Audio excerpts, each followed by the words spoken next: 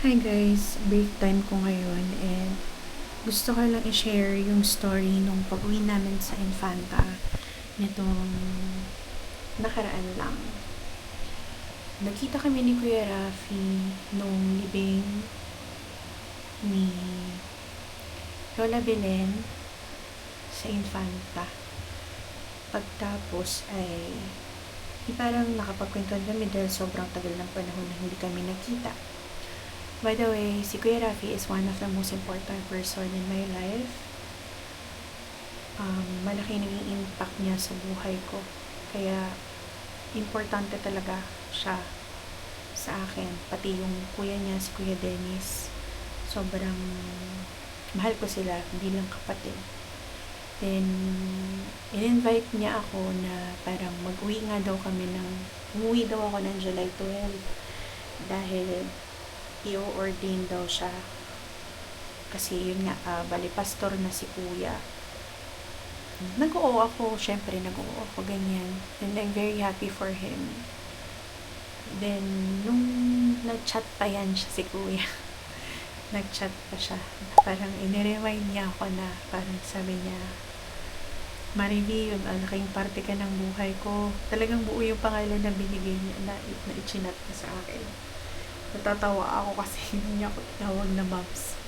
Marivi, ganito, ganyan. Tapos sabi niya, yun nga daw, i-ordain daw kasi siya as pastor, ganyan. Hindi ako nag-reply and sinadya akong hindi mag-reply. Pinusuan ko lang siya, parang days before ako pumunta. Tapos, yun, nung July 12, nung madaling araw, hindi ako nakatulog. Hindi talaga, ewan ko dahil siguro isa nila yung body clock ko ng madaling araw ako ay gising. Tapos, mga 5 a.m. Actually, 5:30 na nga kami naka-alis ng asawa ko dito. Sinamahan ako ng asawa ko. Pero hindi siya sumama sa simbahan. Pero hopefully, sa susunod, maisama ko na siya.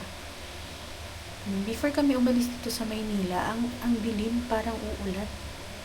Kinakabahan ako kasi wala kaming kapote ng asawa ko. Lagi kasing nasisira. Tsaka sa sobrang tagal na namin hindi nakakapag-ride. Yung mga kapote namin na dati ay parang nasira na rin sa sobrang katagalang nakatenga ba.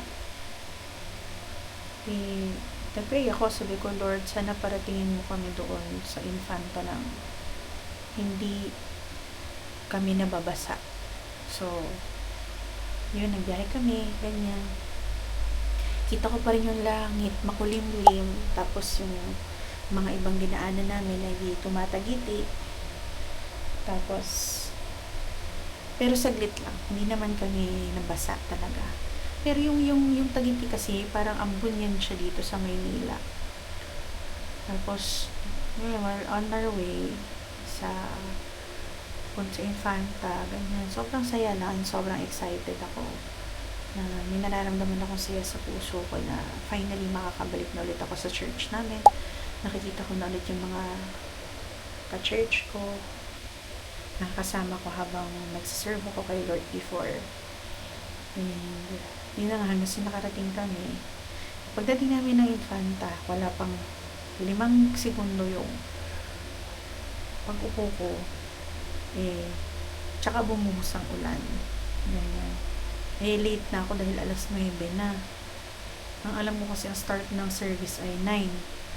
Tapos, pagdating ko doon ay hindi, actually, nagpayong na lang kami ng asawa ko pagpunta sa church. Pagdating namin doon, ang daming unfamiliar faces doon. Tapos, mga nasa bandang likod is yung mga dating mga kasama namin sa church.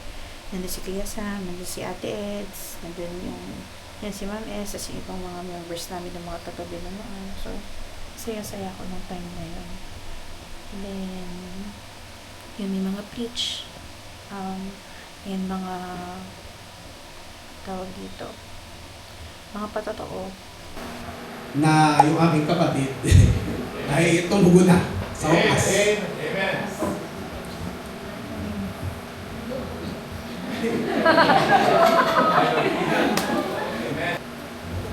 Nung mamatay si pastor, wala pong may alam. Nagdadrive ako ng tricycle.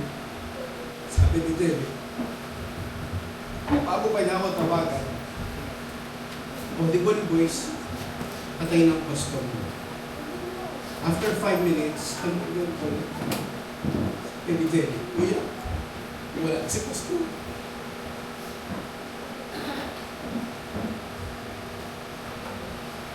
I have to take over. Hindi ibibigay ang church sa ibang pastor. We will wait for the right person to be installed in the church. Ay, nagkabog. Gusto ko po, mas madaling maging school administrator for 11 years as school principal. Pero yung mag-handle ka ng church, it's a different call from the Lord. It's not a natural way of leading people. Kahit nag-aral ka pa, kahit graduate ka pa ng doctorate, it's somehow different because this is the call of God.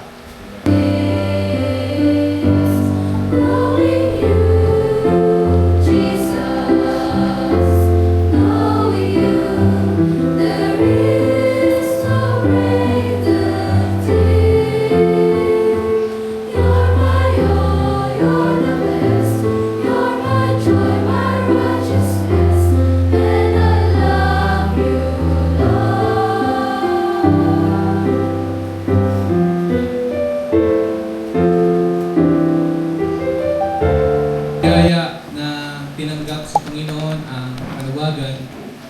So, lahat po ng mga kapatiran dito ay alam po ang pangyayari kung paano po ako tinawag ng Panginoon. At sila pong lahat actually talagang nananalangin na huwag na talaga akong makapalik. So, sa pagtanggap po ng panawagan ng Panginoon, sabi ko nung una, Lord, mahirap po. Ayaw ko po. Nakikita ko po kasi yung buhay ng mga lingkod ng pastor sa aming pong lugar. Sa totoo lamang po. Our church is, hindi po siya tulad ng church sa iba na finances na meron silang kakayanan. Ang aming pong church, simula-simula ay lumalakad sa pananampalataya literal. Okay? Sabi ko nga po sa kanya, isa o dalawang kaluluwa na mabahaginan, hindi kami mapapagod. Basta ang mahalaga, mahirap namin ang salita ng Panginoon. Ganoon din po sa Barangay Ilog, pinananay po na namit namin, si pinananay, nakalimutan po ang pangalan. Nakasama po namin sa Bible study last Friday, natungkol po sa invitation. Salamat po sa mga tumutulong po sa amin, especially sa mga nananalangin. Na magawa po ang panawagan ng Panginoon, iskulong ang kanyang kaharian, ipahayag ang kaligtasan na biyaya ng Panginoon. So, purihin po ang Panginoon. Hindi ko po ma-contain yung joy na meron po ako sa sobrang saya ko po na nakarating po ang ating pong pastor. Siyempre, si Pastor Ben, sabi ko nga po yung tumayong tatay ko. Pastor Marios are my senior pastor. Pastor Paulo, sabi ko, Pastor, sumama ka. Para hindi sila lugi. Kasi para maranasan mo din yung igot-igot. No, Pastor Mike, salamat po na naging kasama ko po sa Saudi Arabia. At kasabay ko pong naordinahan. Salamat po sa Panginoon sa mga bisita po namin na nagpaunlak po ng aming pong anyaya. May second service pa po tayo. Ito po installation pa lang po. Huwag po kayo mag-alala. Hindi po kayo magugutom. Meron po itong lugaw. Meron po tayong lunch. Okay. So salamat po. Purihin po ang Panginoon. Yun, hindi na ako nakapag-vlog nga lang ng pauwi kasi maulan na nung pauwi na ng Antipolo. Doon na bumuhos yung ulan. Kaya ano na rin kami, nataranta. Wala, basang-basa na kami. As in, hanggang dito makauwi sa Sampaloc. Kaya yung mga sumunod na araw, sinamaan kami ng pakiramdam. Tapos, nilagnat yung asawa ko. Nung birthday niya, July 15.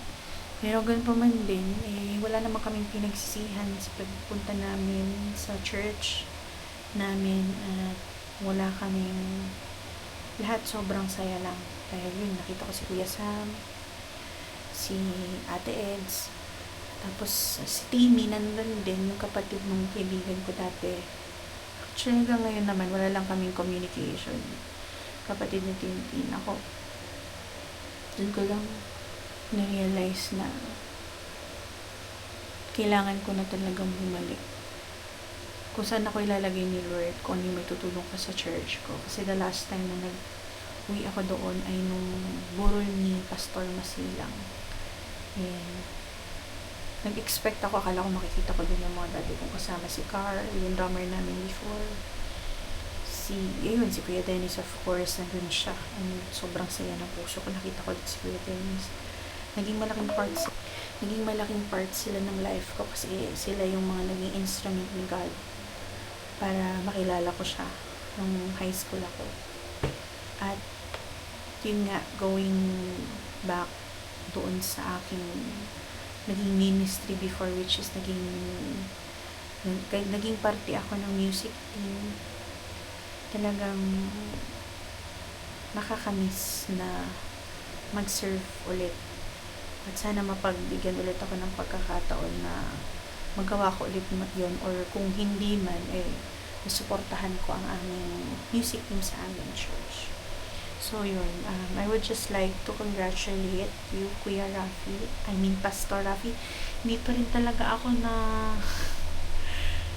medyo naninibago pa ako, pero in time I know na makakasanayan ko rin yan. I'm very happy for you, Pastor Rafi. Nawa ay patuloy gamitin ng Panginoon ng life mo para ma-share yung gospel ni Lord, lalo na sa mga kabataan, which is alam ko rin naman ang puso mo talaga sa gawain ay para din sa mga kabataan. And 100% nandito lang ako palagi, susuportahan kita, lalo na yung church natin. So,